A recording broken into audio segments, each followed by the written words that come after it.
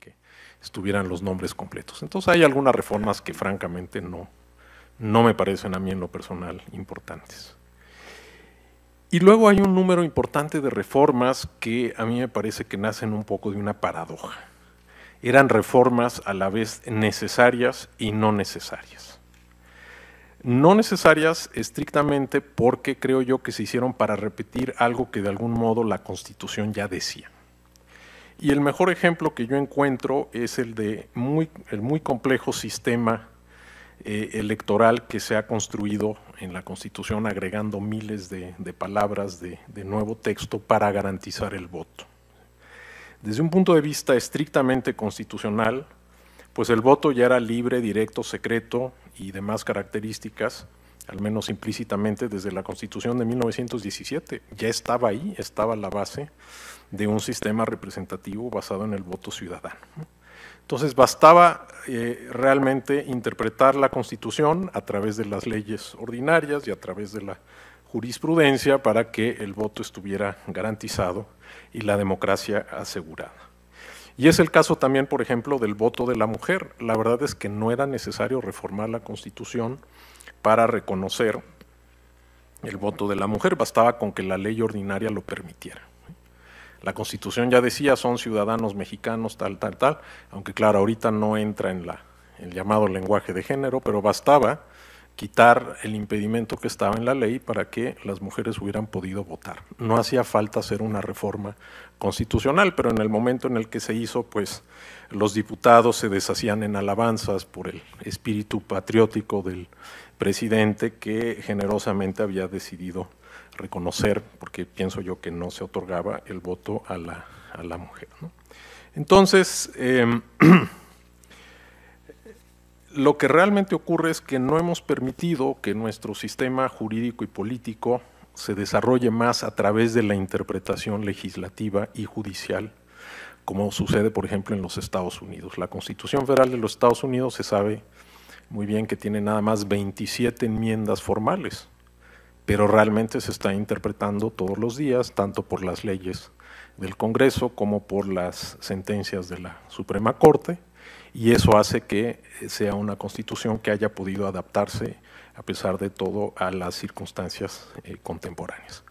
¿Y por qué no hemos podido hacer esto? Bueno, la respuesta es compleja, pero también obvia en algún sentido, ¿no?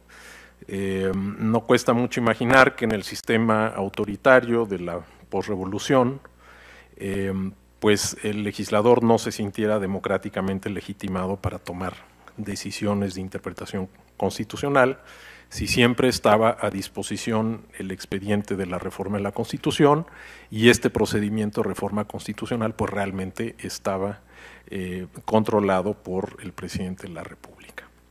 Pero ustedes se preguntarán, bueno, ahora en tiempos más democráticos y más plurales, ¿por qué es que todo tenemos que tratar de ponerlo en la Constitución? Y yo creo que aquí la respuesta tiene que ver con la dinámica de los acuerdos entre partidos políticos y sobre todo la desconfianza que se le tiene al legislador ordinario y al juez, ¿no?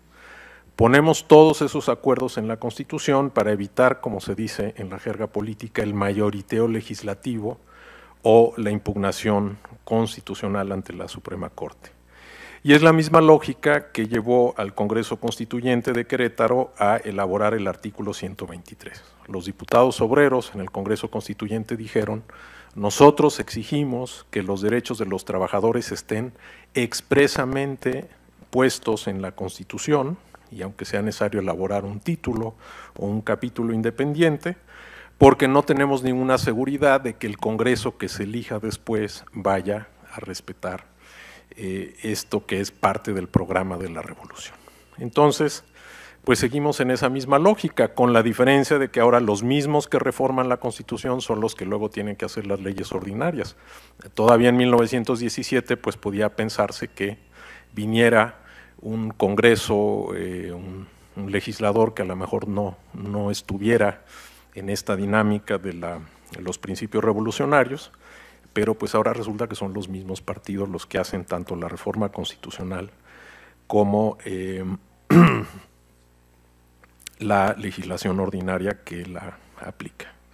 Y a mí me parece que este es un problema de nuestra democracia sobre el que no hemos reflexionado lo suficiente. Porque la democracia no es que tengamos nada más una pluralidad de fuerzas políticas que compiten por el voto ciudadano, que es la puerta legítima para el acceso a los cargos públicos, sino que también tiene que haber una pluralidad de instituciones que tengan la fortaleza de hacer su función propia. Que el legislador democrático pues no tenga miedo de tomar las decisiones que reclama cada momento con márgenes amplios y reales de libertad para hacerlo dentro del marco de la Constitución, y también que el juez constitucional pueda actuar como poder moderador de los otros órganos y que lo pueda hacer con base en ir definiendo los sentidos del texto constitucional. En México pues no hemos permitido esta libertad para los legisladores y para los jueces, que creo yo haría innecesaria muchas de las reformas constitucionales, ¿no? Y permitiría mayor agilidad y rapidez a los cambios que necesita el país. Para mí el mejor ejemplo de esto es la reforma energética, ¿sí? En 2008, bueno, ya incluso desde la época del presidente Zedillo, pues no se pudo hacer la famosa reforma energética porque estaba bloqueada en el texto constitucional, y en distintos momentos, distintas fuerzas, pues defendieron a capa y espada que no se podía cambiar la Constitución, ¿no? Y en 2008, pues el gobierno del presidente Calderón pues tuvo un margen muy estrecho para introducir algunos cambios en las leyes respectivas, porque la Constitución pues era un bloqueo a lo que pienso yo debían haber sido decisiones democráticamente legitimadas. En esa época se tomarían unas y ahora podrían tomarse otras. Cuando finalmente se hizo la reforma en el año 2013, pues básicamente consistió en quitar restricciones, no en poner nuevas líneas de desarrollo, y claro, pues se hizo 10 o 15 años después de lo que se debió haber hecho la reforma, y ahora estamos pagando los costos de ese retraso. Bien, la segunda reflexión tiene que ver con la reforma constitucional y la identidad de la Constitución. La pregunta es, después de tantos cambios, ¿podemos decir que sigue siendo la misma Constitución o es una Constitución distinta? Es decir, que nos la cambiaron por otra casi sin darnos cuenta, ¿no? Como el cuento de la rana en la olla que se está calentando, ¿no? Y la idea de que se mete una rana en una olla y se empieza a calentar, pero se hace tan lentamente que la rana no se da cuenta y nunca salta fuera y en algún momento queda cocinada. Bueno, pues creo que la respuesta depende mucho de definir cuáles son los elementos que dan identidad a la Constitución. Y yo recuerdo nuestro colega, el doctor Jorge Carpizo, analizaba la Constitución en términos de creo que eran 7 decisiones políticas fundamentales que eran las que le daban identidad a la Constitución, con el supuesto implícito de que si se cambiaban esas decisiones, pues en cierto modo la Constitución dejaba de tener la identidad de ser la Constitución de 1917. Y al menos una de ellas, que era la separación de la Iglesia y el Estado, o la supremacía del Estado sobre las iglesias, pues se cambió en 1992 y no pasó nada, y yo pienso que estrictamente no podríamos decir que tenemos otra Constitución por eso. Yo tengo dudas, pues, de que la identidad o la continuidad esté tanto en esas decisiones fundamentales. Habría que agregar que, por ejemplo, en el caso de la reforma de las relaciones entre Iglesia y Estado que se hizo en 1992, pues en realidad regresa a 1857 y a las leyes de reforma. Es decir, sí, cambió lo que estaba en la Constitución, pero además era un régimen que no se aplicaba como consecuencia de la guerra cristera de los años 20 y del modus vivendi que hicieron el gobierno federal y la Iglesia Católica. Entonces, la pregunta es, entonces, si la identidad está en 17 o tendríamos que irnos más atrás, a 57 o probablemente hasta 1824. Yo creo que si nos fijáramos en los principios más básicos de organización del Estado mexicano, creo que sí hay una continuidad desde 24. Porque los principios que establece el artículo 40, ¿no?, que somos una república representativa, democrática, laica y federal, pues prácticamente todos, salvo la laicidad, están desde 24. Claro, han tenido muchos cambios, el federalismo de 24 pues es muy distinto del actual, incluso el actual distinto del que se estableció en 57 o en 17, pero al final creo yo que es la misma ruta, que estamos en el mismo arco de desarrollo histórico y que la pregunta de la identidad constitucional pues no deberíamos contestarla nada más viendo que se discutió en 17, sino verlo incluso más para atrás, ¿no? Podríamos decir incluso que los mexicanos pues seguimos queriendo lo mismo, ¿no? Y como decía la brillante provocación del maestro Gorman, ser y no ser como los Estados Unidos, ¿no? Eso es lo que quiere México y a lo mejor el señor Trump nos ayuda a decidirnos un poco mejor. Bien, yo terminaría expresando lo que creo que es evidente, ¿no? Que nuestra Constitución es flexible, y esto es una virtud. Hay estudiosos que han demostrado que un cierto grado de flexibilidad pues es importante para adaptarse a las circunstancias, pero quizá también es una Constitución muy flexible y a lo mejor excesivamente flexible, y eso ya creo yo que no es necesariamente tan positivo, porque creo yo disminuye la autoridad de la Constitución. O sea, creo que no la tomamos igual de en serio que si es una norma que realmente cuyo cambio exige un debate a fondo y hacer una reflexión más profunda, y sobre todo porque impide que algunas instituciones como el legislativo o la judicatura pues asuman el lugar que les corresponde, ¿no? Si lo dijéramos en términos funcionalistas, yo diría que nuestro sistema jurídico, nuestro sistema político todavía no alcanzan la complejidad adecuada que requiere el juego democrático, es decir, una democracia verdaderamente pluralista, pero no nada más en lo político, sino también en lo institucional. Esa es la parte que creo yo que no hemos construido, y vean ustedes cuál es la conexión de eso con la reforma constitucional. No sé si esta reflexión se haya planteado así, pero a mí me parece que es muy importante. Y la conclusión última a la que me lleva es que entonces la solución no está en configurar de otra manera el procedimiento de reforma constitucional. Es decir, uno podría pensar que hacerlo más difícil, ¿no?, para que de veras implique tomar más en serio la Constitución y lo que ponemos en ella, pues a lo mejor no es el fondo del problema y no es la solución. Los políticos pues siempre han encontrado maneras de darle vuelta o de saltarse las restricciones, los candados, como se dice.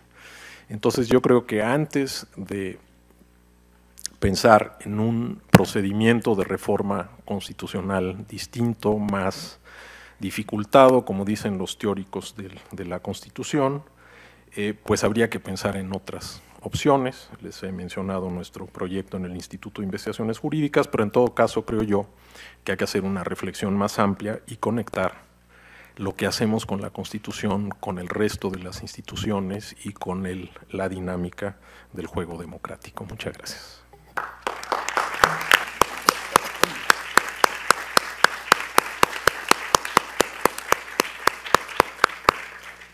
Muchas gracias, doctor Fix Fierro. Enseguida quisiera darle la palabra al doctor Sergio García Ramírez. También de él mencionaré unos cuantos elementos de su enorme currículum. Él es doctor en Derecho, magna cum laude, por la Facultad de Derecho de esta universidad. Es investigador en el Instituto de Investigaciones Jurídicas, también de nuestra Casa de Estudios.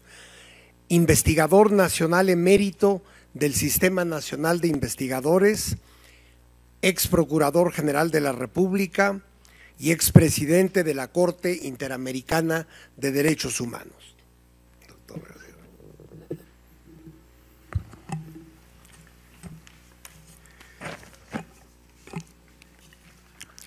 Ante todo, muchas gracias por la generosa invitación que se me hizo para participar en este coloquio, de nueva cuenta atendiendo a los grandes problemas y temas de la nación. Gracias al maestro Vasconcelos y al señor coordinador de Humanidades por su invitación y por su presencia. Trataré de desarrollar el tema que se me asignó, interpretándolo a mi manera, y veremos hasta dónde puedo llegar en los 90 minutos que se me han concedido. Pero, maestro Vasconcelos, si usted advierte que debo empezar a terminar en algún momento, hágamelo notar, y yo desde luego me disciplinaré a lo que usted me haga el favor de decirme. La pregunta que nos hacemos es si México necesita o no, la gran pregunta, una nueva Constitución, es decir, un nuevo catálogo de grandes definiciones que nos inserten en nuestro mundo y en las cuales podamos vernos reflejados. No puedo ignorar que esta pregunta se plantea en una circunstancia muy compleja para la vida de nuestro país. En estos últimos días han ocurrido acontecimientos, se han presentado hechos que no puedo ignorar. Estos hechos contribuyen a que esta reflexión, cualquier reflexión que se lleve adelante en México sobre grandes temas nacionales, adquiera tonos especiales, tenga inflexiones diferentes de las que podría haber tenido si todo esto se hubiese planteado, en esencia es la gran pregunta, hace 6 meses o hace 1 año o hace 2 años. Sin embargo, estoy consciente de que esto último no es el tema de mi reflexión, pero no quiero ignorarlo.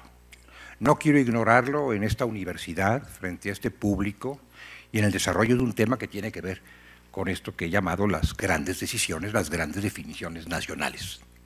Creo que estamos en trance de remirarnos, probablemente de redefinirnos e indudablemente de rescatarnos como lo que somos finalmente, o al menos como lo que yo creo que somos, y lo digo con gran convicción y orgullo, mexicanos.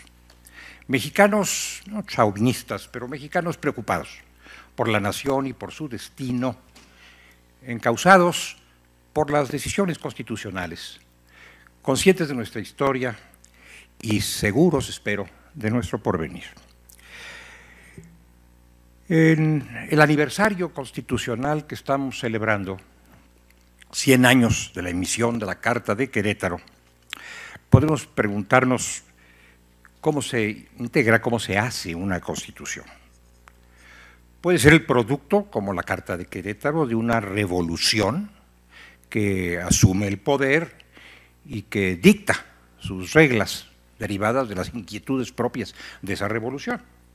Esto ocurrió en 1917, o puede ser el producto de un pacto nacional, de un gran acuerdo, como en España, en la época del restablecimiento de la democracia, los pactos de la Moncloa, en que todas las fuerzas políticas convergen, inclusive las de extremos, aparentemente incompatibles entre sí, pero convergen en un juicioso arreglo para encauzar la vida del país en los siguientes años.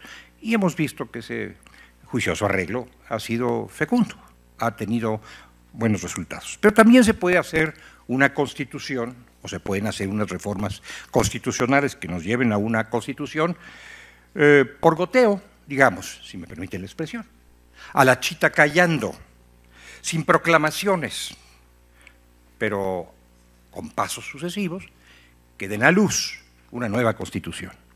Esto es lo que, a mi modo de ver, ha ocurrido en México en los últimos años. Tenemos una nueva Constitución. No es la Constitución de 1917. Estamos celebrando la de 1917 y creo que vale la pena cargar el acento en esa celebración. Es un fasto de la República y conviene recordarlo, pero no es esa la Constitución que hoy tenemos, que hoy nos rige. No exactamente. En alguno de sus extremos, como se ha dicho y dicho bien por el maestro Fisfierro, hay identidad. En otros, algunas cuestiones se han desvanecido, algunas han aparecido y varias se han modificado de una manera plausible o no, a quien tendrá su opinión. Los factores reales de poder que determinan una Constitución son distintos hoy de lo que fueron en 1916-1917. Los protagonistas de la historia de hace 100 años no son necesariamente los protagonistas de la vida de hoy y no pueden dar a luz una Constitución idéntica a la de entonces. Luego están las decisiones políticas fundamentales, a las que también se ha aludido este concepto de Carl Schmitt, que son el producto de una marcha histórica, de una serie de reflexiones, de preocupaciones, de ocupaciones, de luchas de una nación por constituirse de cierta manera, por adoptar determinadas grandes decisiones que van a enfilar su camino. Bueno, esto es teóricamente lo que genera, lo que engendra una Constitución.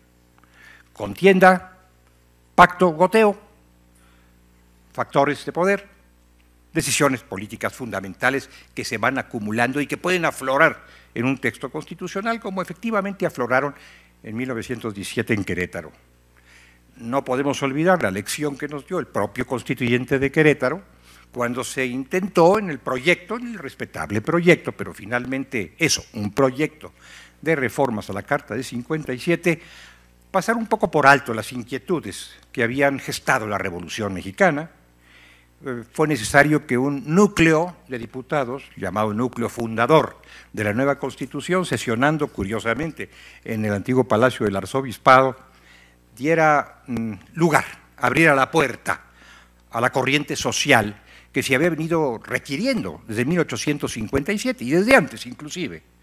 Y fue así que alumbraron los grandes artículos que ahora recordamos, ya muy cambiados, el 27 y el 123, particularmente el 27 cambiado en el curso de los años siguientes y hasta los años que corren. Bueno, si se ignoran pues los factores de poder y las viejas decisiones fundamentales, pueden ocurrir sublevaciones en el seno de un constituyente, como ocurrió en el Congreso Constituyente de Querétaro. Digo sublevaciones en un sentido muy lato, muy genérico. No llegaron a mayores, aunque sí a mayores llegaron, por lo que toca la elaboración de los textos constitucionales. ¿Qué ha ocurrido en los últimos años? En estos últimos años, de los que todos somos testigos, y muchos actores, protagonistas, pero en todo caso por lo menos testigos, las reformas constitucionales. Es obvio que una generación que ocupa el poder, influyente, importante, relevante, no puede sellar la suerte de todas las generaciones posteriores. Los abuelos no pueden determinar necesariamente la suerte de sus hijos y esto es la de los nietos. No se puede sellar el destino y por lo tanto hay que aceptar la posibilidad de reformas, de cambios. Y esto nos conduce a recordar, como también se ha recordado, las mecánicas para estos cambios o los métodos para estos cambios, las fisonomías de las constituciones como rígidas, sujetas a un proceso complejo de revisión, o flexibles, reformables con mayor facilidad, con mayor fluidez. Nuestra Constitución, teóricamente rígida, ha demostrado ser extraordinariamente flexible. Muy a la mexicana hemos acomodado las cosas en forma tal de tener una referencia, la rigidez, y una realidad, una experiencia, la flexibilidad.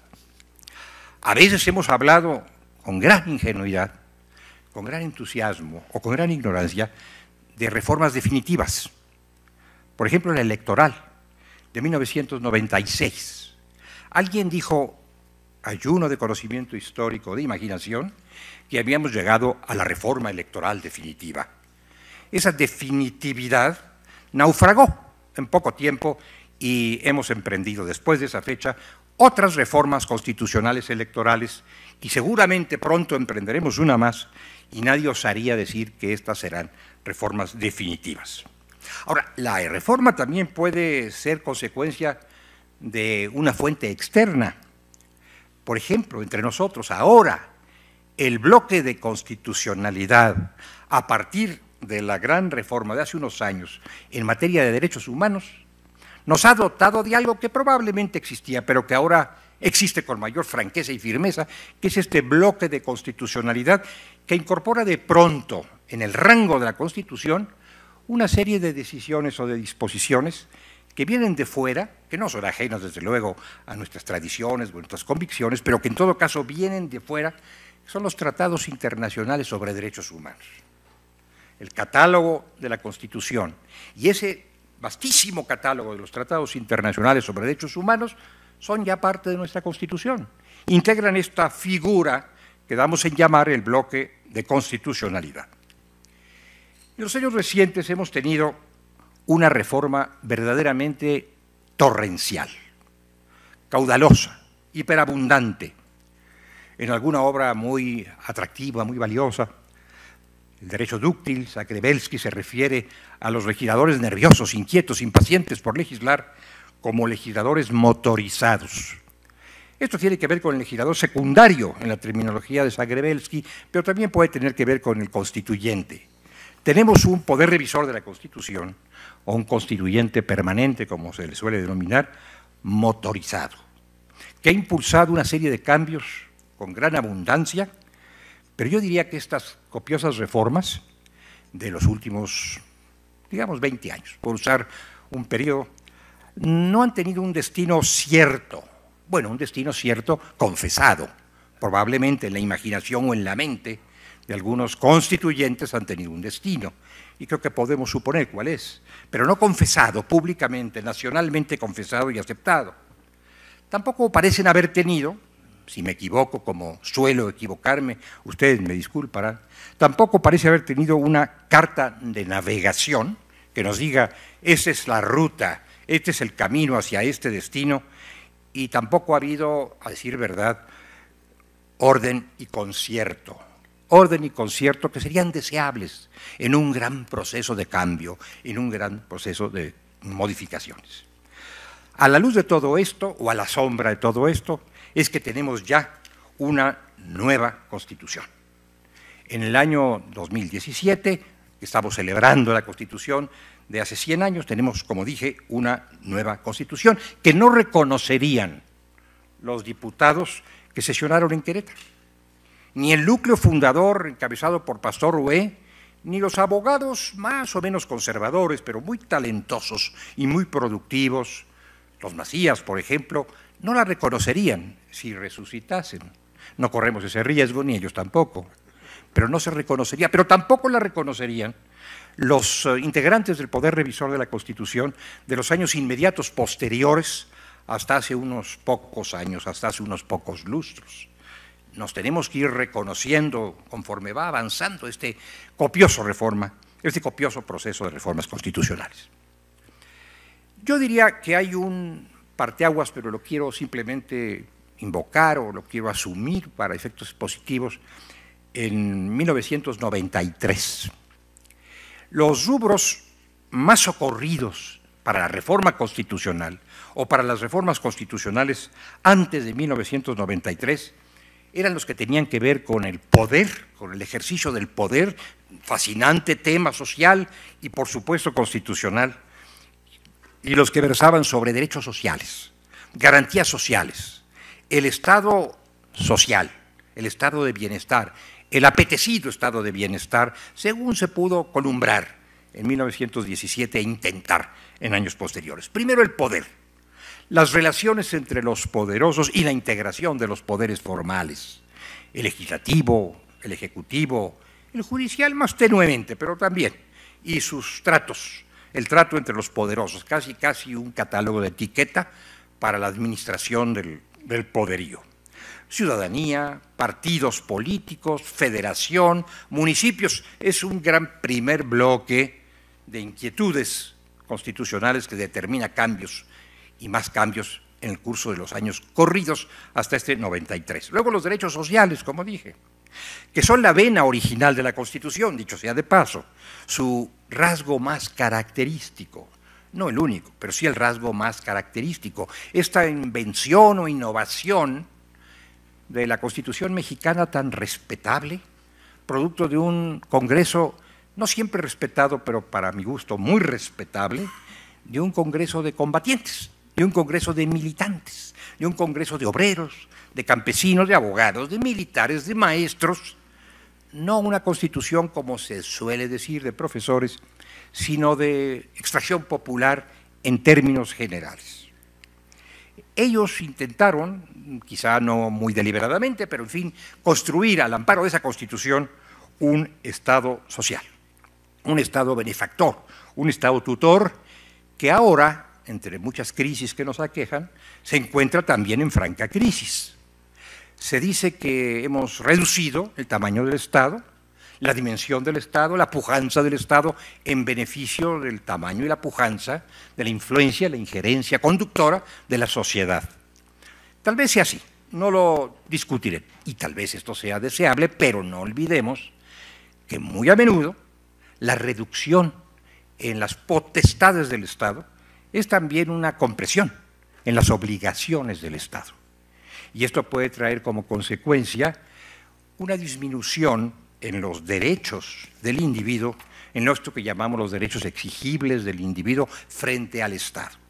Ya no ese padre estatal, ese ogro filantrópico, ese ser todopoderoso al cual requerir, del cual exigir. Ahora cada quien vive su vida bajo su propia responsabilidad, sobre poco más o menos. Bueno, en la hora más reciente, arbitrariamente dije 93, bueno, 93 para acá, ha habido una serie de temas que forman parte de los grandes rubros de la inquietud constitucional, de la impaciencia constituyente.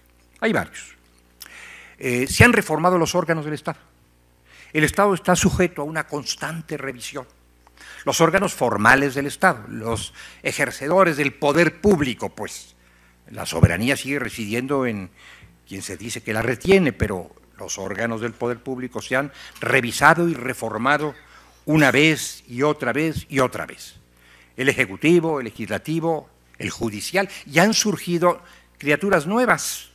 Han surgido los órganos autónomos que han desagregado esta trinidad tradicional, los tres poderes de la Unión, y han dado a luz una serie de entes que son estos órganos constitucionales autónomos, que también han proliferado, a decir verdad, sin mucho orden, sin una regulación, sin una concepción que los hubiese parido de una manera uniforme. Bueno, pero ahí tenemos ya todo un paisaje de órganos constitucionales autónomos.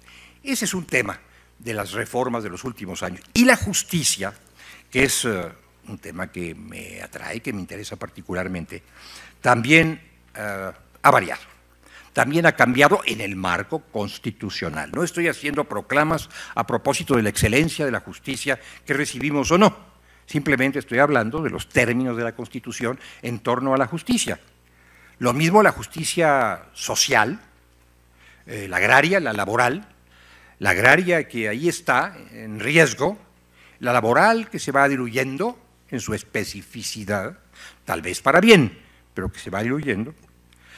La otra justicia, la intermedia, que no existía en el 17, la del contencioso administrativo, la de la defensa de los particulares frente a la administración, como dijo el profesor Carrillo Flores, y también la justicia ordinaria. Y en el seno de la justicia ordinaria, la justicia penal. Yo quisiera disponer de más tiempo, pero me temo que no dispongo de mucho. Bueno, puedo ver qué hora es ahora, pero no vi la hora que era cuando empecé, entonces usted me dirá. Yo quisiera disponer un poco más de tiempo para 2 o 3 alusiones a esta otra justicia, la justicia penal. A riesgo, claro, de que alguien me diga que quiero llevar agua a mi molino. Pues sí, quiero llevar agua a mi molino, pero es el molino de todos, porque finalmente esto tiene que ver con la seguridad pública, seguridad de todos, y con la justicia que ambicionamos tener y que algún día pudiera ser la justicia que conozca de nuestras cuitas. Así que la justicia penal tampoco es un tema tan apartado de la consideración general de la sociedad. La menciono con énfasis porque finalmente es en el espacio de la justicia penal donde se da el encuentro y se libra la batalla más arriesgada entre Leviatán y el hombre, el individuo, el hombre desnudo, se ha dicho alguna vez, con el frágil escudo de sus derechos y libertades garantizados o no en la Constitución. Hace poco más de 250 años, el gran teórico de la reforma de la justicia penal, César Beccaria, dijo que a través del sistema penal de una sociedad se puede medir el grado de autoritarismo o de libertad. Ahora diríamos de democracia, que prevalece en el seno de una sociedad. Esta disputa entre un órgano penal, entre un orden penal máximo y un orden penal mínimo, que es el que hemos querido acoger, tiene su reflejo necesario en la Constitución, tiene su raíz resolutiva en la Constitución. Es ahí donde hemos estado trabajando para generar novedades en el espectro de la justicia penal. Es la zona crítica de los derechos humanos. Es ahí donde pueden los derechos humanos mantenerse o desfallecer. Bueno, con frecuencia desfallecen, pero también a veces se mantienen. Nuestra Constitución, esta Constitución tan traída y llevada, tan reformada, contiene una serie de normas, de disposiciones a propósito del sistema penal. Quizá con más definición, con más profusión, perdón, quizá profusión más que definición, que a propósito de otros regímenes de justicia y quizá de otros inclusive temas constitucionales. Ante todo, de las normas de nuestra Constitución se desprende el concepto que hoy tenemos, el que tuvimos en 17 y ya veremos mañana, sobre la gran pregunta, ¿para qué sirve la justicia penal? En un Estado autoritario, en un Estado a veces tentado por el autoritarismo, la justicia penal puede servir para muchas cosas, aunque como dijo Talleyrand, si no me equivoco fue Talleyrand quien lo dijo, y se lo dijo a Napoleón, las bayonetas pueden servir para muchas cosas, pero no para sentarse en ellas. Entonces, no se puede encomendar el destino de una sociedad a la justicia penal, pero ahí está en la Constitución, que ha sido muy revisada en este aspecto. El tema de la legalidad penal. En este tema, nuestra Constitución también ha sido reformada e inclusive ha recogido algunos tipos penales o anticipaciones de tipos penales con una preocupación del constituyente permanente de ir incorporando estos temas en la ley fundamental. También allí encontramos, y se ha reformado, el régimen de las sanciones penales, que entraña el proyecto ético, me parece, del Estado a propósito de lo que llamamos, o de aquel a quien llamamos el delincuente. El proyecto ético que en 17 se resumió en una expresión, regeneración. Luego se dijo readaptación social, expresión que se ha rechazado últimamente para acuñar en cambio la de reinserción social. Se recoloca al individuo en el seno de la sociedad. En realidad, si vemos toda la fronda de implicaciones del tema y sus colindancias, sigue siendo readaptación, pero es el proyecto del Estado. Ya no eliminación, ya no supresión de la delincuencia a través de la supresión del delincuente. Y esto lo tuvimos en el 57 mientras se establecía el sistema penal. Bien, ahí está también en la Constitución el cuerpo de la justicia, muy reformado, los protagonistas de la justicia, las gentes de la justicia, que diría Daumier, les gens de la justice, ahí están. Todos estos personajes también han sido tocados en múltiples reformas, varias de ellas las de los años recientes. La policía, cuidado, el personaje fundamental del nuevo sistema de justicia penal, que no lo son los juzgadores, que no es el Ministerio Público, ni mucho menos la majestuosa Suprema Corte de Justicia de la Nación, de todos mis respetos. La policía es el dato básico por sus poderes, por sus facultades, por su influencia del nuevo sistema de justicia penal. Bueno, todos estos personajes han sido materia de la reflexión constitucional, lo fueron en 17 y lo han sido en momentos posteriores. El procedimiento, las garantías esenciales del procedimiento, dijo nuestra Constitución, ahora decimos el debido proceso. El debido proceso que tiene tantos devotos y tantos partidarios, y más nos vale conservarlo, pero también tiene tantos adversarios y detractores que culpan al debido proceso consagrado en la Constitución de muchos de los males de la sociedad, olvidando que son los indebidos procedimientos y no el debido proceso, lo que milita en contra de la seguridad, de la justicia y de la paz. El régimen cautelar, la prisión preventiva, el sistema de detenciones, esta figura patológica que llamamos el arraigo, todo esto es criatura constitucional también. Todo esto está depositado en la Constitución y ahí se ha ido aclimatando y ahí se ha ido desarrollando, y finalmente las instituciones de control y de tutela que son comunes a todas las materias, como puede ser el amparo, como puede ser la protección que deriva del ombudsman. Diré finalmente, mi querido maestro Escocero, bajo promesa, que el sistema penal también se ha visto muy relacionado con el desarrollo del federalismo mexicano. El federalismo mexicano es algo muy especial. Claro, no creo yo que exista, aquí hay maestros de teoría del Estado, maestros de doctrina constitucional, no creo que exista un modelo inamovible, pétreo, de federalismo. La Constitución de Filadelfia ha sido releída a menudo, aunque no necesariamente reformada. Una treintena de reformas, de enmiendas, bueno, han modificado el decir, finalmente, la Constitución de Filadelfia, pero si para los Estados Unidos ha habido variantes, que son los padres de la criatura, en el sistema federal, con mayor razón la ha habido para otros. La nuestra es una federación a la mexicana, es una federación mexicana a la mexicana, y como si no, estamos hablando de México, al decir federación a la mexicana no estoy formulando un juicio adverso, simplemente estoy intentando un diagnóstico. Bueno, el sistema penal, las reformas penales de los últimos años han incidido o han aprovechado los cauces del federalismo para aportar muchas novedades. Leyes generales del procedimiento, por ejemplo, o de ejecución de sanciones, que no habíamos tenido en un siglo y medio.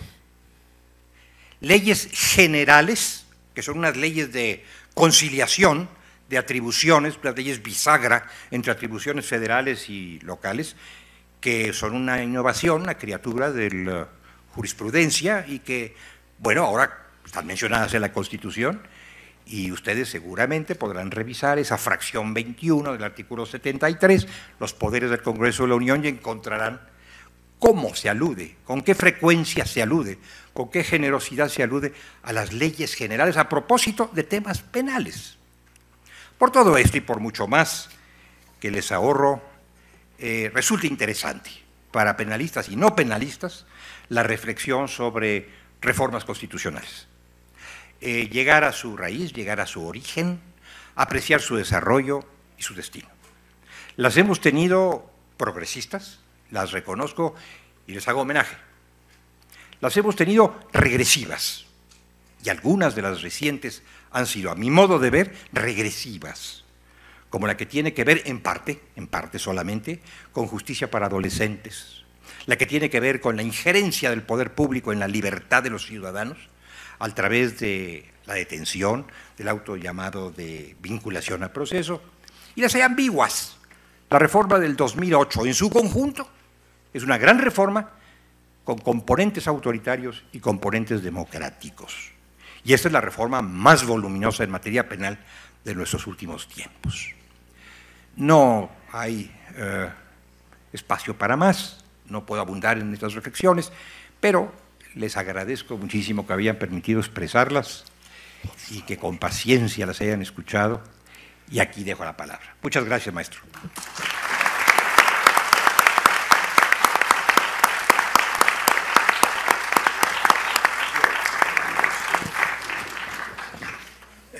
Tú eres grande. Muchísimas gracias, doctor García Ramírez. Enseguida daríamos la palabra a la doctora Pozas Loyo. La doctora Andrea Pozas Loyo es investigadora de tiempo completo en el Instituto de Investigaciones Jurídicas de esta Casa de Estudios y es doctora por la Universidad de Nueva York. Sus temas de investigación son el cambio y la eficacia constitucional y el gobierno judicial. Sus trabajos han sido publicados en prestigiadas revistas como Comparative Politics y Texas Law Review. Sus textos han aparecido también en otras publicaciones nacionales y extranjeras. Ha sido profesora de la Universidad Nacional Autónoma de México, la Flaxo y el CIDE, entre otras instituciones. Es miembro del Sistema Nacional de Investigadores. Doctora. Gracias. Bueno, antes que nada quiero agradecer a los organizadores del evento, en particular al embajador Vasconcelos y al señor coordinador de Humanidades. Y es un honor y un placer estar con tan distinguidos juristas como el doctor Héctor Fix Fierro y el doctor Sergio García Ramírez. Bueno, la premisa de la que va a partir mi exposición es algo que ya todos ustedes saben, que nuestra Constitución ha sufrido un proceso que a menudo es calificado como un proceso de hiperreformismo. Y la pregunta que me voy a hacer y que tiene importantes implicaciones para Una de las preguntas que se nos planteó, que es si tiene que cambiarse el proceso de reforma constitucional, es cuáles son las causas de este hiperreformismo. ¿Por qué es importante saber las causas? Es importante saber las causas porque si queremos cambiar las tendencias, es decir, si queremos, por ejemplo, hacer una nueva constitución o reorganizar y consolidar la Constitución como nos han propuesto el doctor Diego Valadez y el doctor Fix Fierro. Si no sabemos las causas del hiperreformismo, qué está detrás de este patrón, del que yo creo es un patrón, podríamos terminar en donde estamos en unos años. La primera cuestión es saber que nuestra Constitución es de jure, es decir, en ley, bastante rígida. Es decir, tenemos una Constitución que requiere supermayorías importantes. Comparativamente, los estudios que establecen los grados de rigidez nos ponen como un país que tiene bastante rigidez. Claro, esto es en la Constitución, en el procedimiento. Entonces, realmente, por lo menos prima facie, podríamos decir que difícilmente le podemos achacar al proceso el cambio. Entonces, si no es el proceso, porque el proceso es bastante dificultoso, ¿qué es lo que explica el cambio constitucional? El día de hoy les quiero presentar una propuesta que estoy trabajando con la doctora Francisca Pou, que invita a pensar sobre esta cuestión de un modo distinto a como en general se piensa. ¿Qué es lo que en general se piensa respecto a las causas del cambio constitucional? Sobre todo en constituciones rígidas, como la nuestra. Pues en general la respuesta que se da a por qué se cambia la Constitución es, bueno, porque, dado que se requieren supermayorías, es porque hay una necesidad de adaptar la Constitución a los cambios sociales y políticos que sufre un país. De modo que si tienes muchos cambios, es que bueno, hubo muchos cambios políticos y sociales y se pusieron, por ello se logra poner de acuerdo las fuerzas políticas y se genera un cambio constitucional.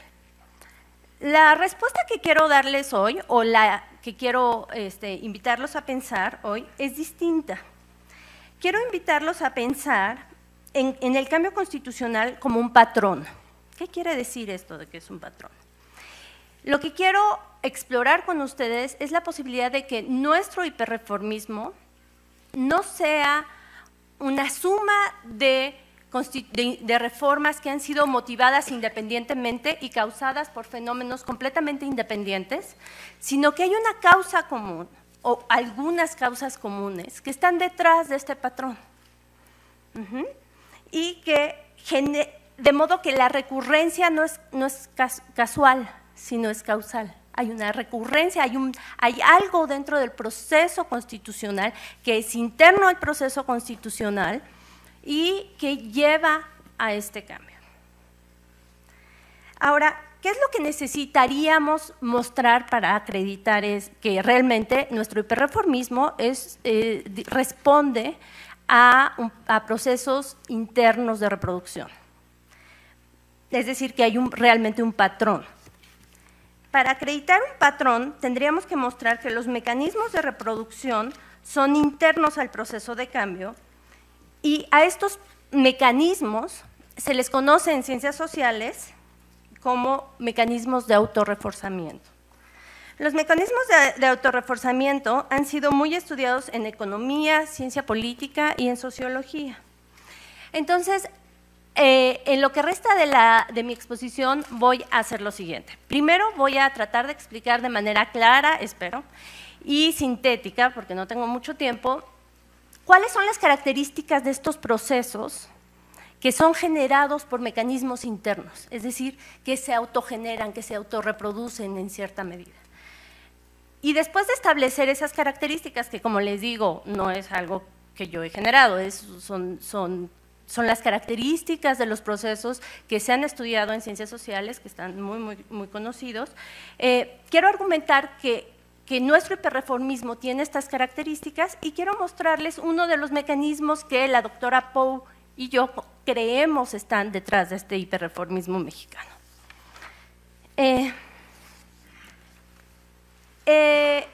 Las 4 características de los patrones generados por mecanismos de autorreforzamiento son los siguientes.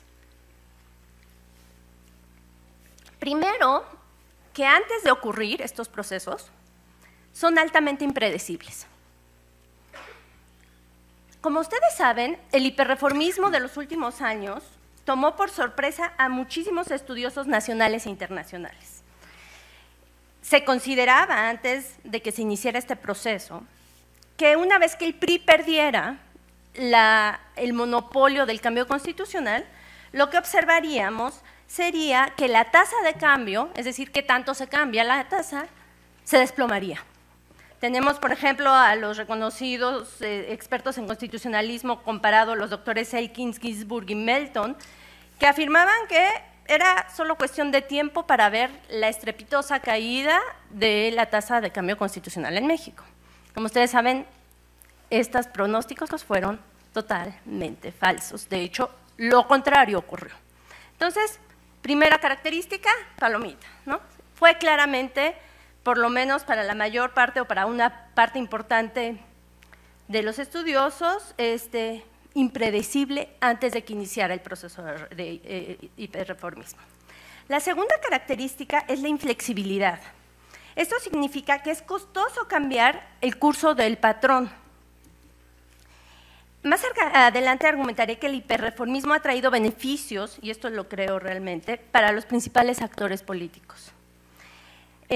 Por supuesto, esto no implica, esta rigidez no implica, inflexibilidad, perdón, no implica que no sea posible cambiarlo, simplemente que hay costos, que hay una inercia para seguir así. La tercera característica es que los primeros pasos en este proceso, que cómo se inicia este proceso es muy importante. Entonces, para esto necesitamos hacer un poquito de historia. La doctora Pou y yo creemos que la gradual inclusión política de la oposición haya sido llevada precisamente mediante reformas constitucionales generó un precedente y allanó la senda del hiperreformismo. Para esto, bueno, para darles este punto necesitaría mucho más, pero digamos, la idea es que nuestro tipo de transición generó cierta inercia y que sobre todo el papel que nuestra Constitución, un papel además muy importante porque nuestra transición fue pacífica y gradual, digamos que el papel que la Constitución jugó en esta transición fue muy importante y que después mismo derivó en el hiperreformismo. Es decir, algo que fue bueno en un inicio terminó generándonos muchos problemas. Finalmente, la última característica de los patrones generados por mecanismos de autorreforzamiento es la ineficacia potencial del curso tomado. Esto se genera porque si tenemos un patrón que tiende a reproducirse, muchas veces se vuelve ineficiente, es decir, se genera un círculo vicioso, pero precisamente porque tiene mecanismos internos de reproducción, porque genera también importantes beneficios, aunque sepamos que tiene costos, es difícil cambiar el curso. Yo creo es el caso con nuestro hiperreformismo. Muy ilustres juristas han hecho y han dicho mucho y han mostrado los efectos negativos que ha tenido el hiperreformismo sobre nuestra Constitución. Y sin embargo ha sido difícil cambiar este curso. ¿Por qué? Bueno, yo creo que parte de la respuesta está en que finalmente estamos en un patrón, es decir, hemos entrado en un círculo vicioso con mecanismos internos de reproducción. Ahora bien, déjenme darles una idea más o menos de cómo pensamos que están estos mecanismos de reproducción que generan en el proceso el patrón de hiperreformismo. Como ustedes saben, este es no es el único mecanismo que exploramos en nuestra investigación, es uno de los mecanismos. Como ustedes saben, y como ya hemos mencionado, México tuvo una larga y gradual transición a la democracia electoral, en la que la Constitución jugó un papel muy importante como garante de los compromisos gubernamentales para la inclusión electoral progresiva. A partir de que el PRI perdió el monopolio del cambio constitucional, constitucionalizar los acuerdos políticos significaba, claro, con sus matices, defenderlos de la mayoría del Congreso, ¿no? Ahora bien, entonces, digamos, el primer paso es reconozcamos el rol político que nuestra Constitución jugó en la transición. Es decir, es la garante y fue la garante de los compromisos políticos. Ahora bien, ¿qué tipo de instituciones se generó a partir de estos procesos de reforma una vez que teníamos un constituyente multilateral? Es decir, cuando no había una sola fuerza que pudiera ya cambiar la Constitución. Las instituciones que se generaron en estos procesos multilaterales fueron instituciones que, como nuestros dos distinguidos expositores previos ya nos han recordado, fueron instituciones que dispersaban el poder. Es decir, se generaron muchísimas nuevas instituciones autónomas y se aumentó la autonomía de muchas instituciones ya existentes. ¿Y por qué ocurre esto? Bueno, esto ha sido muy estudiado en constitucionalismo comparado. ¿Por qué? Porque si tenemos muchas fuerzas políticas que se tienen que poner de acuerdo para hacer una reforma, si tú quieres concentrar el poder, por ejemplo, en el Ejecutivo, yo oposición te voy a decir yo no voto esto. Entonces, en general, los procesos de reforma, cuando son multilaterales, tienden a generar instituciones que dispersan el poder y justamente en México, como les decía, tenemos muchos organismos autónomos, la creación de muchos organismos autónomos, el aumento de la autonomía de instituciones ya existentes y terminamos con un marco institucional sumamente complejo, con muchísimos actores que tienen muchísimas capacidades, que como decía el doctor García Ramírez, no fueron pensados globalmente y que por tanto nos lleva esta complejidad institucional a la necesidad de cambiar otra vez y de reformar la Constitución. Entonces, las instituciones que genera el hiperreformismo nos llevan a la necesidad de cambiar la Constitución y de generar más reformismo, digamos, de continuar con el patrón de hiperreformismo.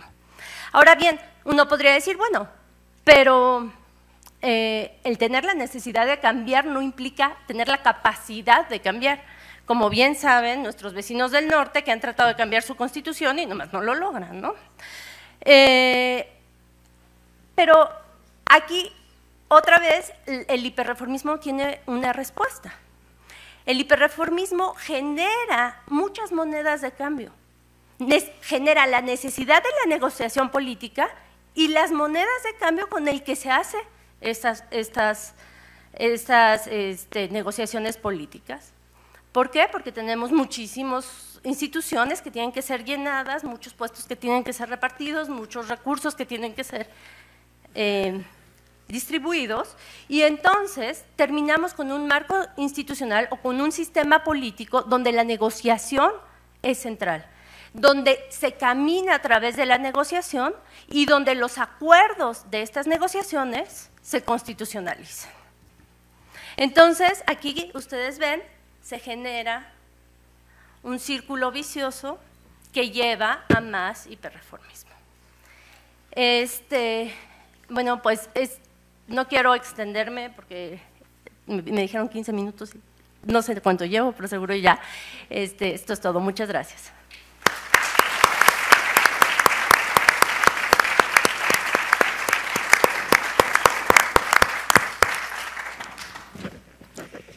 Antes de pasar al periodo de preguntas y respuestas, no sé si algunos de nuestros invitados de esta mesa quisieran comentar algo sobre lo que ya se ha dicho esta tarde aquí, entre ustedes, ¿no? Sí. Si me permiten agregar algo que no pude decir, y ahora, claro, me vengo de esta tiranía del tiempo, para decirlo a propósito de preguntas que no se han hecho todavía, pero que yo me hago. Este hiperreformismo del que estamos hablando y que ha sido muy bien descrito por los oradores a los que tengo el honor de acompañar, al que se ha referido particularmente el doctor Andrea Pozas, viene del genio y la figura del mexicano y del constituyente mismo de 1916-17. Como recordó el doctor Fix Fierro, el constituyente de 16 tuvo a la vista un modelo de constitución de corte tradicional, de corte clásico, de corte liberal, que contenía lo que debe contener una constitución ortodoxa, vista en 1916. Y contra ese modo de entender una constitución y de hacerla, se rebeló este núcleo fundador y este grupo de diputados que al cabo de esta rebelión fueron la mayoría y quizá la unanimidad, porque los artículos correspondientes fueron aprobados por unanimidad de votos, en madrugadas inclusive. Es que dijeron, nosotros no estamos interesados en que la Constitución contenga lo que dicen los profesores de Derecho Constitucional, que seguramente tienen sus buenas razones. Nosotros queremos que tenga todo lo que exige este momento histórico, todos los derechos de los trabajadores, por ejemplo, los que entonces se suponía que eran los derechos de los trabajadores, luego vendrían bastantes más. Entonces queremos poner todo porque desconfiamos, ojo, desconfiamos del poder legislativo ordinario. Esta enorme desconfianza ha tenido mucho que ver en el hiperreformismo constitucional. Y estaba sellada la suerte de la Constitución mexicana desde que los diputados obreros, y los campesinos y otros que acudieron a esa misma idea, determinaron poner en la Constitución todo lo que pusieron en los artículos 27 y 123, que no era lo que requería una técnica constitucional más pulcra, depurada, ortodoxa. Nos enseñaron el camino, pongamos todo lo que queramos, porque en primer lugar necesitamos hacer grandes cambios. Fueron en ese momento grandes cambios que no se pudieron hacer en 57. Y además de esto, no confiamos en el legislador que venga. Entonces vamos a tratar de establecer unas decisiones para siempre. No lo dijeron exactamente así, pero bueno, eso es lo que pensaron. Y esto es lo que han pensado los poderes revisores posteriores. Bueno, el poder revisor es uno solo, pero en fin, quienes han integrado el poder revisor con posterioridad, vamos a meter todo lo que tengamos que meter. Y esto nos ha llevado, como bien se ha dicho por los estudiosos de nuestro sistema constitucional, a una constitución hiperreglamentaria. A base de consensos, a base de negociaciones, a base de pactos, tenemos algunos artículos que son verdaderamente, dicho sea con todo respeto, que son verdaderamente desmesurados, que son verdaderos códigos insertados en el texto de una constitución que debiera ser principista, que debiera ser esencial si fuera una constitución ortodoxa. Es totalmente heterodoxa. Entonces, un factor que yo colocaría en el centro de la escena, junto con aquellos otros a los que se ha referido la doctora, es esta suprema desconfianza que ha prevalecido en México a propósito del legislador ordinario. Y por cierto, también del juzgador, porque tampoco se le quiso encomendar a la jurisprudencia la relectura de los textos constitucionales. Preferimos hacer la reforma del texto y no solamente la reforma del sentido del texto. Y esto nos ha conducido a unas copiosas reformas de este que he llamado, no yo, citando a un jurista insigne, el legislador motorizado. Y no voy más lejos porque ahora sí el tiempo apremia. No sé, doctor. Sí, bueno, yo diría que la doctora Pozas pues ha planteado con mucho más rigor lo que yo un poco también trataba de decir, ¿no? Que el problema no está en cambiar el procedimiento de reforma constitucional y hacerlo más rígido todavía, porque en realidad no es el fondo del problema. El problema está en la dinámica política y en todo caso lo que hay que hacer, pensando en que hubiera una nueva constitución, pues es darle otro cauce, ¿no? Yo pienso que el hecho de que haya negociaciones y acuerdos está muy bien, ¿no?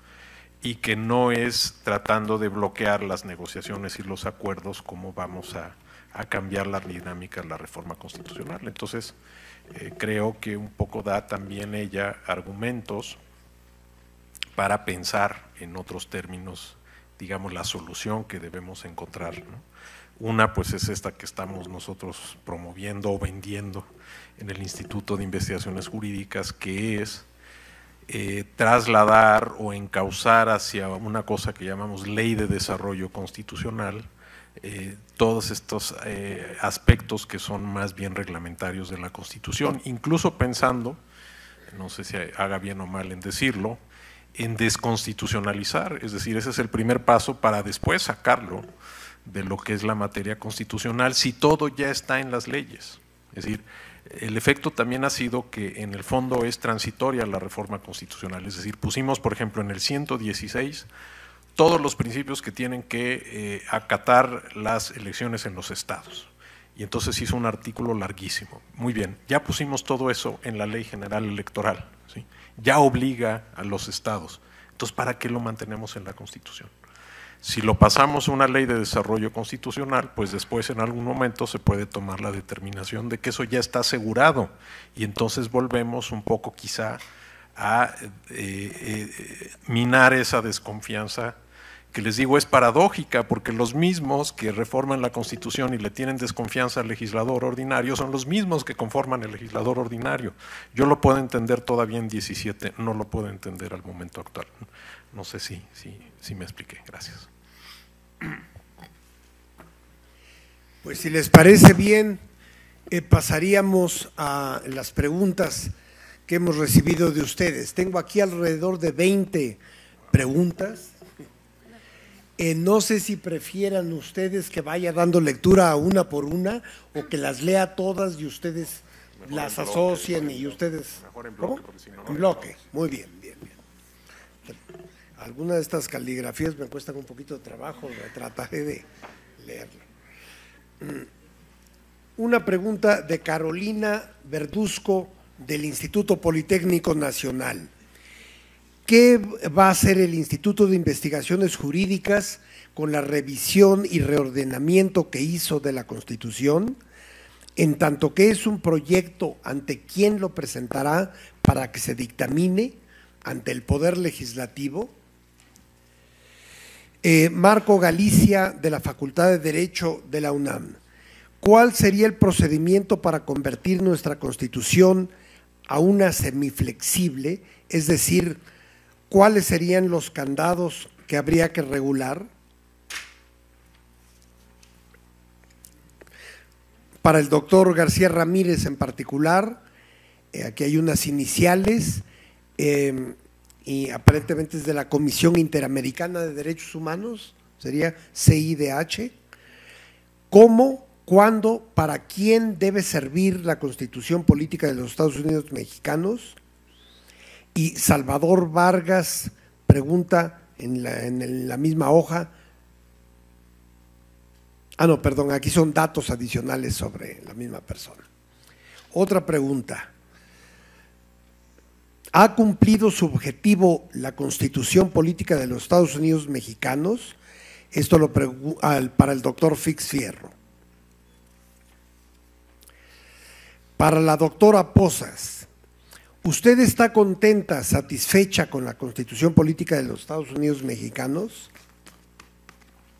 De Ricardo Valero, del Instituto de Investigaciones Jurídicas.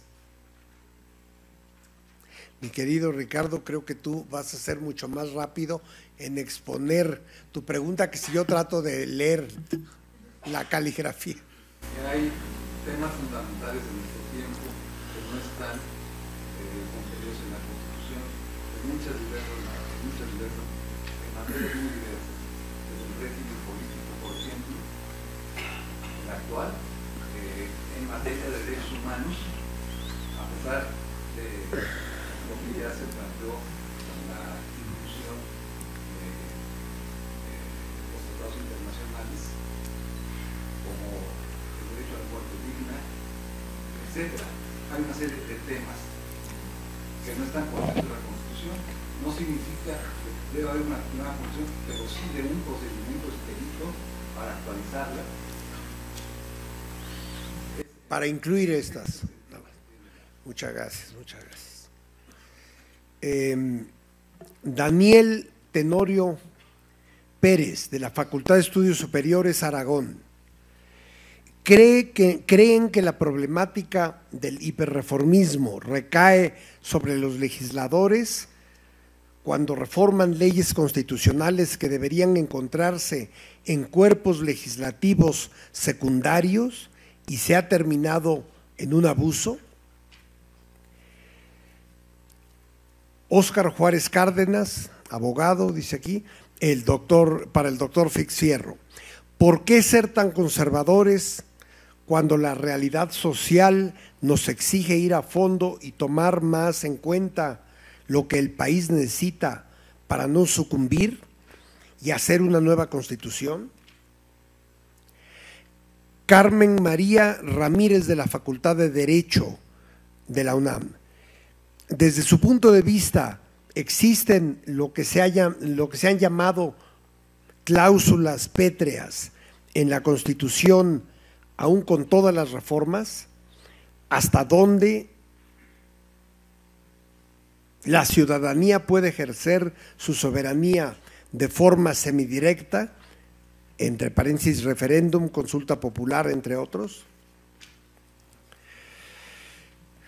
Luis Fuello McDonald.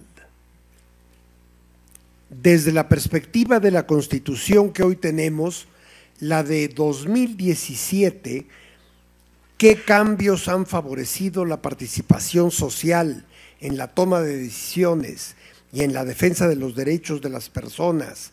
¿Y cuáles han implicado retrocesos en los derechos sociales consagrados en el texto constitucional de 1917? Ariel Carrillo García Cano, también de la Facultad de Derecho.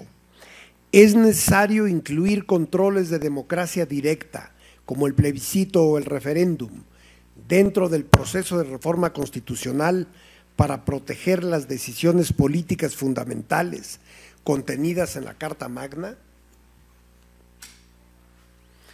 Y Rafael Hernández Barco, de la Facultad de Estudios Superiores Aragón. ¿Qué medida propondría para solucionar el hiperreformismo que genera una falta de rigidez constitucional? ¿Creen que sea necesario tener una constitución pétrea? Esta va dirigida al doctor Fix Fierro. Esas serían las preguntas que tenemos. Perdón, hay una más, que sería… Perdón, pero aquí sí me derrota mi capacidad de lectura. A ver, ¿está presente aquí Jesús Calderón? Perdón, no entiendo letra.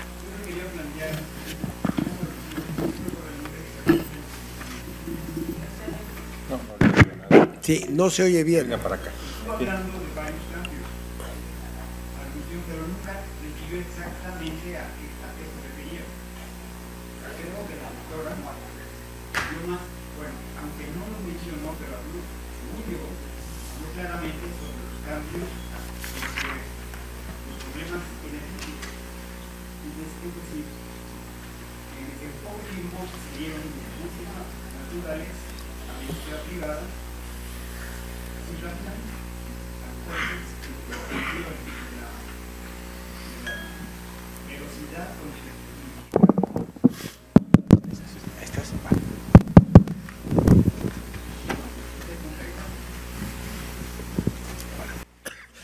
que esas serían las preguntas.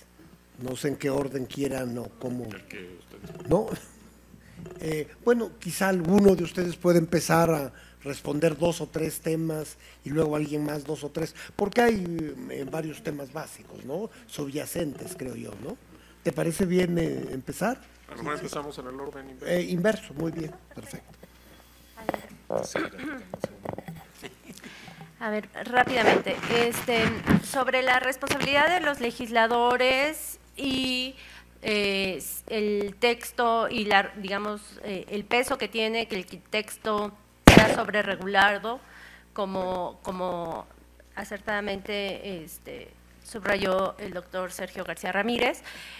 Como les decía, yo creo que hay múltiples mecanismos. El hiperreformismo mexicano yo creo que está, digamos que tiene que que se reproduce. Creo que sí es un patrón, pero creo que los mecanismos que están detrás son múltiples. Yo solamente mostré uno, creo que sí hay responsabilidad por parte de los legisladores, pero también creo que, como se ha dicho, tenemos un texto sobre, digamos, que hiperregula y que eso a su vez genera la necesidad de más cambios. Aquí me gustaría responder a la pregunta sobre si el que no tengamos, el que haya cuestiones constitucionales entendidas como fundamentales, decisiones fundamentales, que no están en nuestra Constitución, no nos llevaría a querer hacer a la necesidad de hacer, digamos, o un cambio fundamental o una nueva Constitución. Yo creo que y esto también ya se mencionó, si bien, no es necesario que todos los puntos importantes y las decisiones centrales estén contenidas explícita y detalladamente en una Constitución escrita. Yo creo que, lo constitucional va mucho más allá del texto. El texto es central, pero, por ejemplo, la interpretación constitucional es muy importante y tiene la ventaja que es más flexible y más responsiva y que muchas veces, además, va construyendo y genera mayor coherencia, muchas veces que si se hace una cuestión de hiperreformismo. Entonces, sí creo que las decisiones centrales de una comunidad política son las constitucionales y tienen que estar en, digamos, el bloque constitucional, pero creo que lo constitucional no es solo el texto. También, por ejemplo, y no solamente, están las decisiones de las Cortes Constitucionales. Y rápidamente, para contestar tres y después dejar la palabra a mis colegas del instituto, ¿qué será? La flexibilidad, la semiflexibilidad. ¿Qué es lo que se puede hacer si se quisiera frenar de lleno? O sea, dijéramos, mañana ya no queremos queremos frenar. Si lo que yo planteé de que hay mecanismos políticos que producen la reproducción del hiperreformismo, entonces lo que tendríamos que hacer sería quitar o incorporar a un actor que no estuviera dentro de esta dinámica, por ejemplo, o cambiar ciertos procesos. Pero el problema es que, claro, cualquiera de estos cambios tiene riesgos también. Yo creo que, por ejemplo, el plebiscito hay que tomarlo, hay que pensarlo muy bien y saber que también puede ser manipulado, que tiene sus complicaciones y que además es muy costoso política, socialmente y económicamente. Un plebiscito no es una cosa fácil y no es un mecanismo que querríamos para todas las reformas necesarias.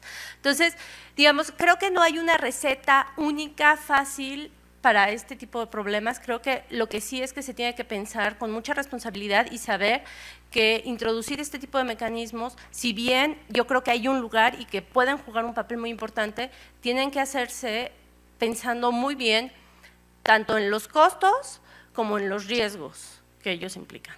Ya. Héctor.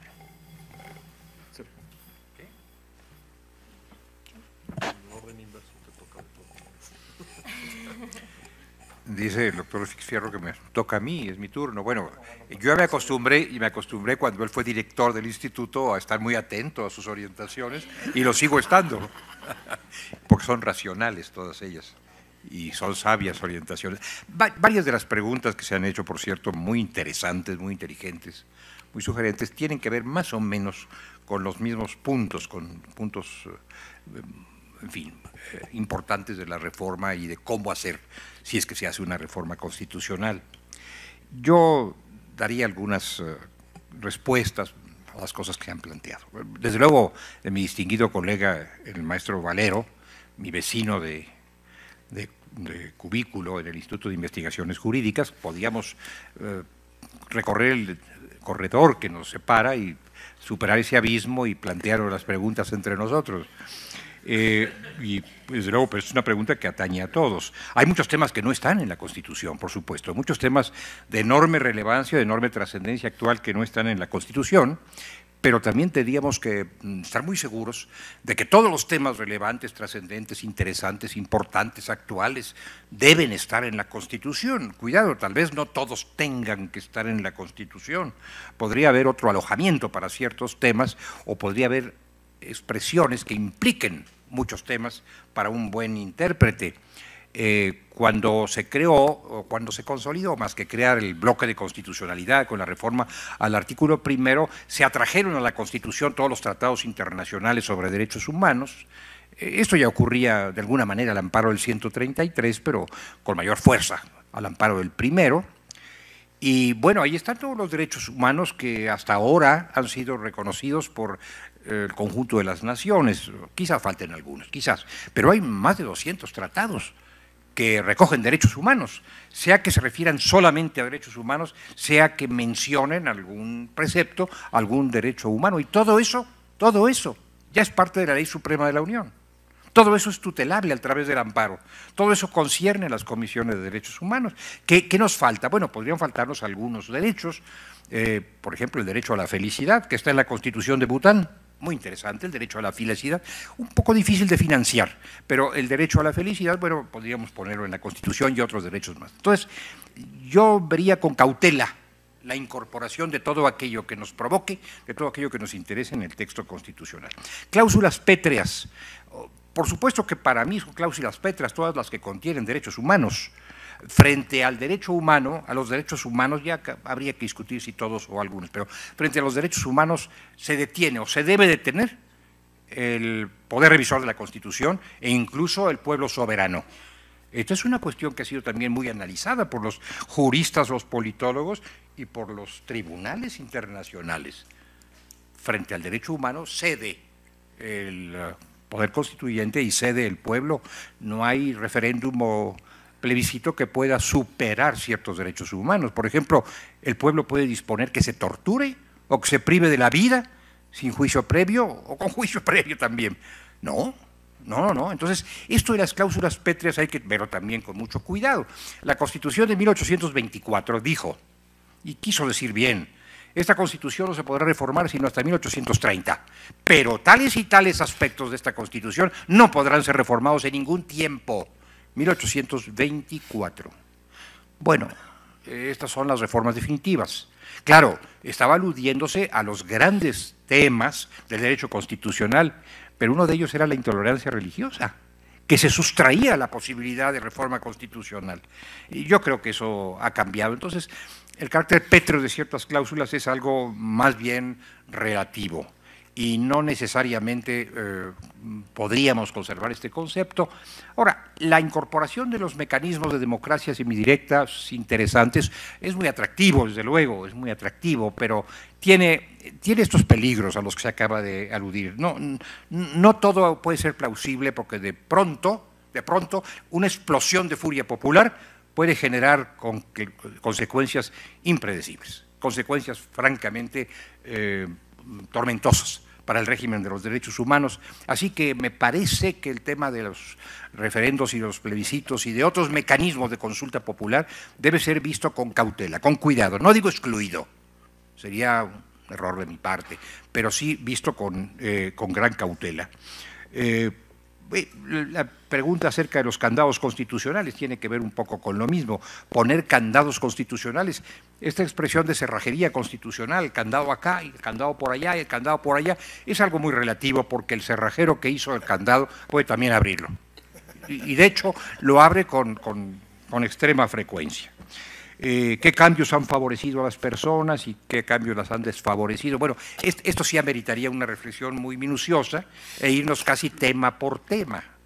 Yo creo que los cambios que han ampliado el espacio de la participación en las decisiones nacionales son cambios favorables, es decir, la ampliación de la base popular del poder que se ha venido dando a pasos largos, lentos, paulatinos, desde la Revolución, desde la época de Madero para acá, pues son cambios que han facilitado, que han favorecido el sufragio directo, la ciudadanía de la mujer, la ciudadanía de la juventud, la participación de los grupos políticos, la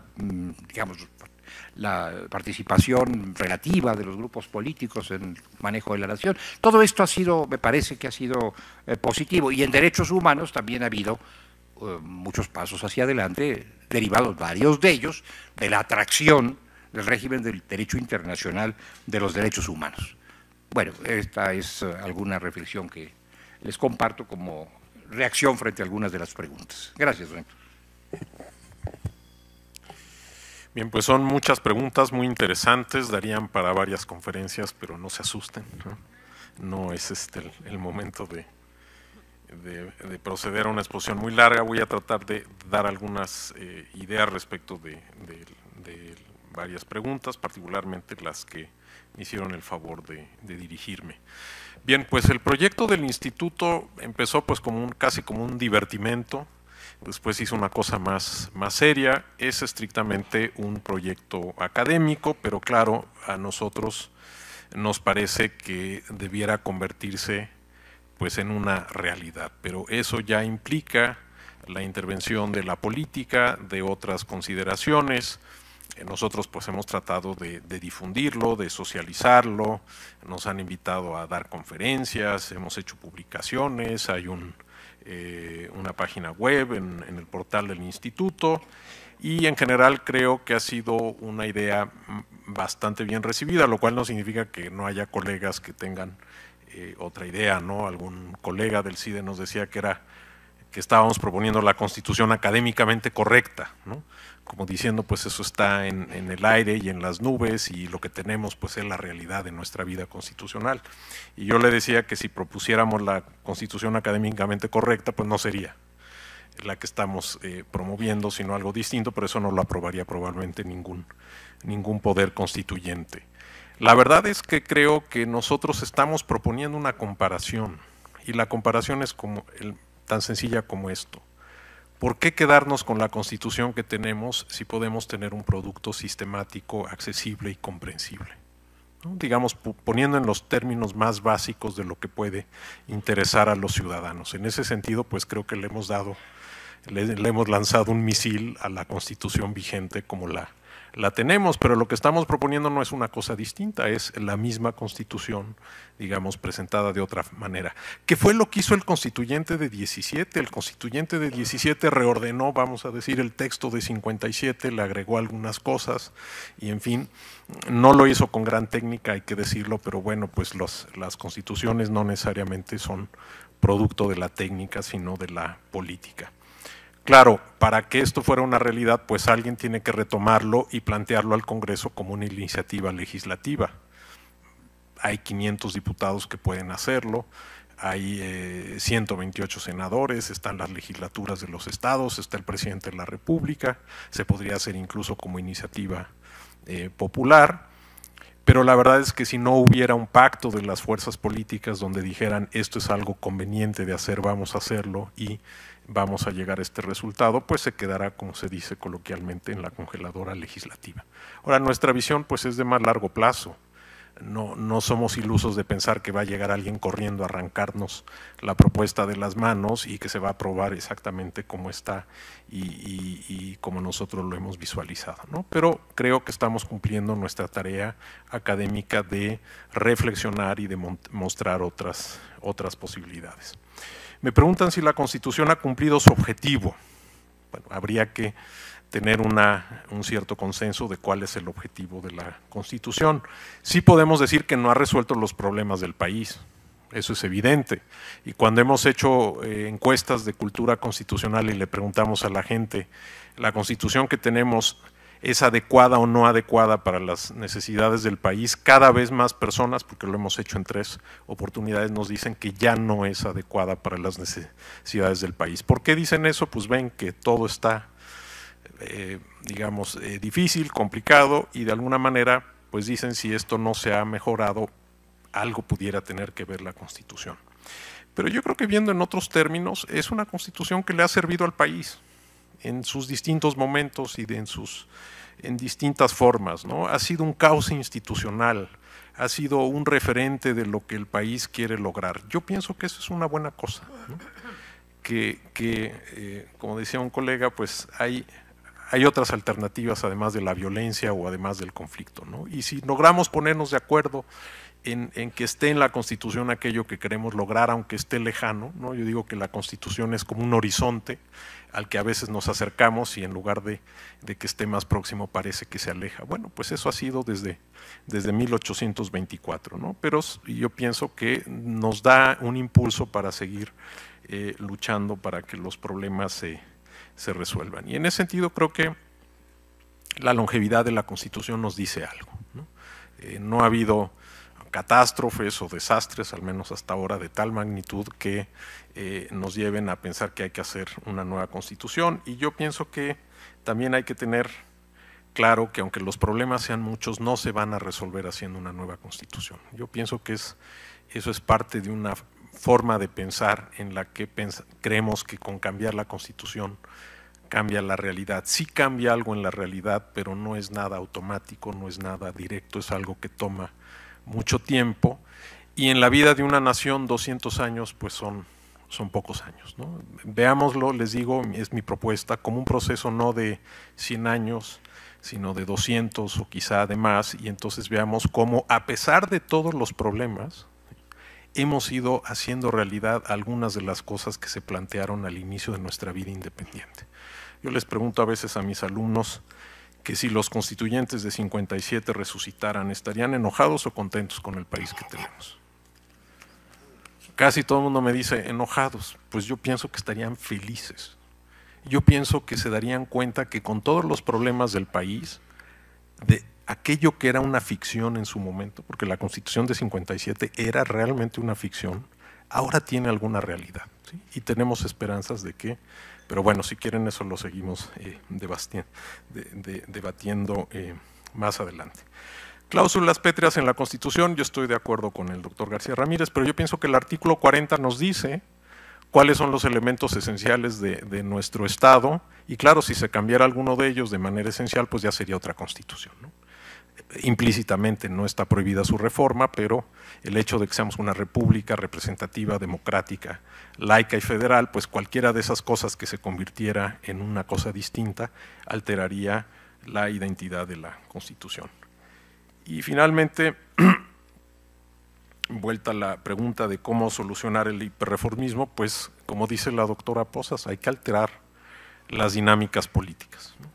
Se pueden alterar desde las fuerzas políticas que intervienen, o se puede alterar, creo yo, generando, digamos, campos donde esas fuerzas puedan expresarse de una manera positiva sin afectar otras cosas que están ahí presentes. Pues es nuestra apuesta, pero yo al menos no soy político, no sé si nuestro cálculo realmente funcionara.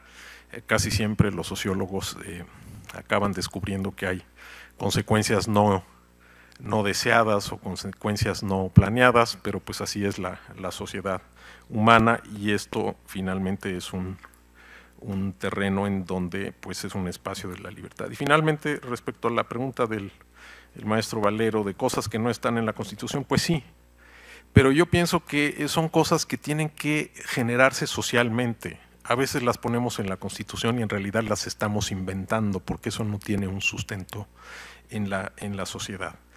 Tener una Constitución abierta a la interpretación permite que eso, mediante procesos sociales, pues vaya alcanzando un nivel y se pueda llegar a reconocer que eso es importante y que eventualmente podría convertirse en una disposición constitucional. Muchas veces hemos seguido el camino inverso, ¿no? Hemos inventado la realidad en la ley y en la Constitución, y luego pues primero pues digamos lamentamos que haya esta distancia entre la norma y la realidad, pero al final el resultado es que caminamos también en esa dirección. Entonces hay distintas maneras de hacer las cosas y de lograr los resultados. Obviamente nuestro camino, les decía, recordando nuevamente al maestro O'Gorman, pues es tratar de ser y no ser al mismo tiempo como en los Estados Unidos. Él dice que eso era lo que intentaron los conservadores y los liberales del siglo XIX, y yo me pregunto si no es lo que estamos tratando de hacer, nada más que no nos damos cuenta de todo eso. Muchas gracias.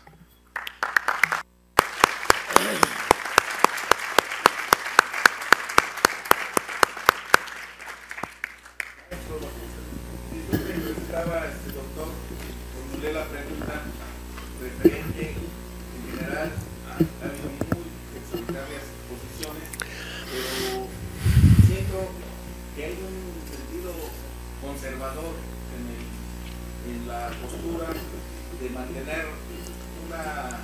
una constitución que todos los que han pasado nos dicen que tiene múltiples defectos, muchas fallas, pero no se quiere ir a fondo, no se quiere ir a un cambio de una nueva constitución. Y yo pregunté y le pregunto a usted, ¿por qué no una nueva constitución en lugar de solo darle un retoque?